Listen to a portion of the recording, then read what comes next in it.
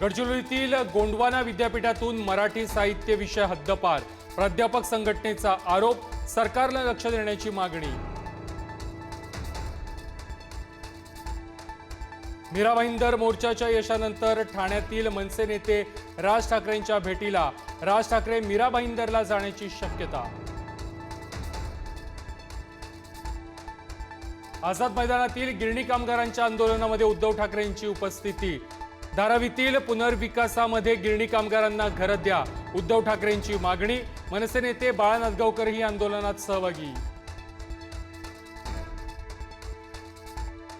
मुंबईतील आझाद मैदानात शिक्षकांच्या आंदोलनाला शरद पवार आणि उद्धव ठाकरेंची भेट, तर रोहित पवारांचा रात्रभर मुक्काम, दुपारी मुख्यमंत्र्यांसोबत चर्चा। आगामी महापालिका निवडणुकीसाठी ठाकरेंची शिवसेना तयारीला लागली। आज उद्धव ठाकरेंच्या उपस्थितीमध्ये कोकणातील पदाधिकाऱ्यांची बैठक। ठाकरे पदाधिकाऱ्यांना कोणता कानमंत्र देणार?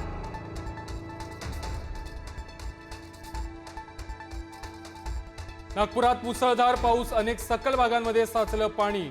नंदनवन, हसनबाग या भागांमध्ये पूरस्थिती, शाळा आणि महाविद्यालय बंद। विदर्भाला मुसळधार पावसानं झोडपलं।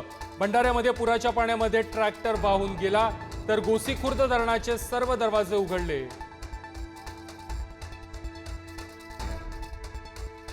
मुंबईला आजही पावसाचा येलो अलर्ट। मुंबईसह उपनगरात पावसाचा जोर कायम राहण्याची शक्यता। उर्वरित महाराष्ट्रातही रिपरिप सुरूच। गर्द हिरव्या झाडीमध्ये फेसाळला रत्नागिरी जिल्ह्यातील लांजाचा खोर निकनो धबधबा। पर्यटकांची मोठी गर्दी, खोर निनको ची सौंदर्याची भुरळ।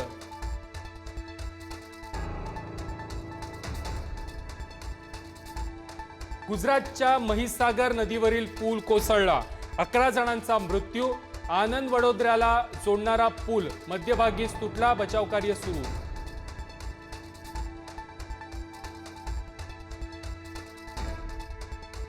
मुंबईतील आमदार निवासामध्ये संजय गायकवाडांकडून कॅन्टीन चालकाला मारहाण, निकृष्ट जेवणाची पोलखोल। निकृष्ट दर्जाचं जेवण खाल्ल्यानं मळमळ झाल्याचा गायकवाडांचा आरोप।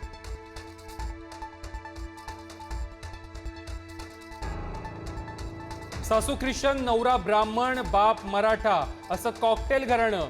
गोपीचंद पडळकरांची सुप्रिया सुळेंसह शरद पवारांवर टीका, तर पडळकर म्हणजे विकृत।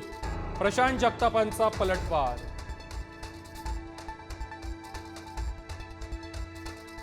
मराठी भाषेतील पत्रांना मराठी भाषेतूनच उत्तर देणार, केंद्रीय गृह मंत्रालयाचा मोठा निर्णय।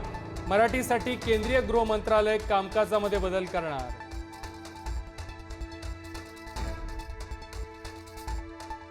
राज्यातील 56 नद्यांना प्रदूषणाचा विळखा। जलप्रदूषण कमी करण्यासाठी टास्क फोर्सची स्थापना करण्याचा सरकारचा विचार। पर्यावरण मंत्री पंकजा मुंडेंची माहिती। नाशिकमध्ये कुंभमेळ्याआधी रामकाल पथ बनवणार। काळाराम मंदिर ते रामकुंड पर्यंतच्या पथावरती येणार रामायणाची अनुभूती।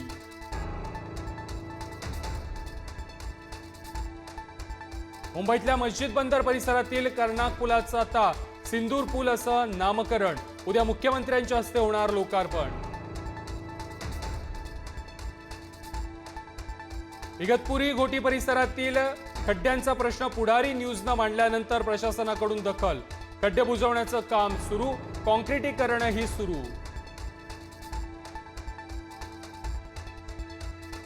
सोलापुरात सार्वजनिक ठिकाणी कचरा टाकणाऱ्यांवरती गुन्हा दाखल होणार। महापालिका आयुक्त सचिन ओंबासे यांचे आदेश। यवतमाळच्या राळेगावमध्ये शासकीय धान्य गोदामाला आग, धान्य साठा जळून खाक।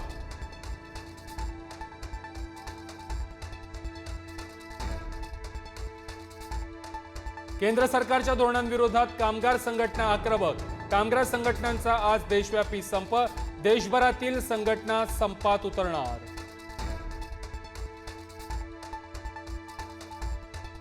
बिहारमध्ये मतदार यादी पुनर्निरीक्षण मोहिमेवरती वादंग।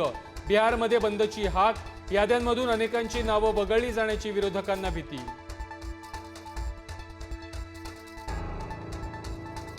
पंतप्रधान नरेंद्र मोदी नामिबियामध्ये दाखल. 27 वर्षांनंतर भारतीय पंतप्रधान नामिबियामध्ये, विविध विषयांवरती होणार चर्चा.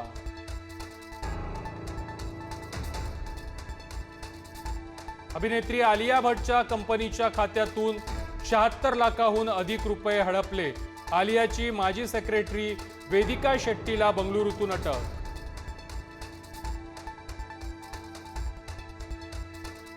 युरोपामध्ये गेल्या आठवड्यामध्ये उष्णतेच्या लाटेचे 1,500 बळी. हवामान बदलाचा थेट परिणाम असल्याचा नव्या संशोधनामध्ये निष्कर्ष.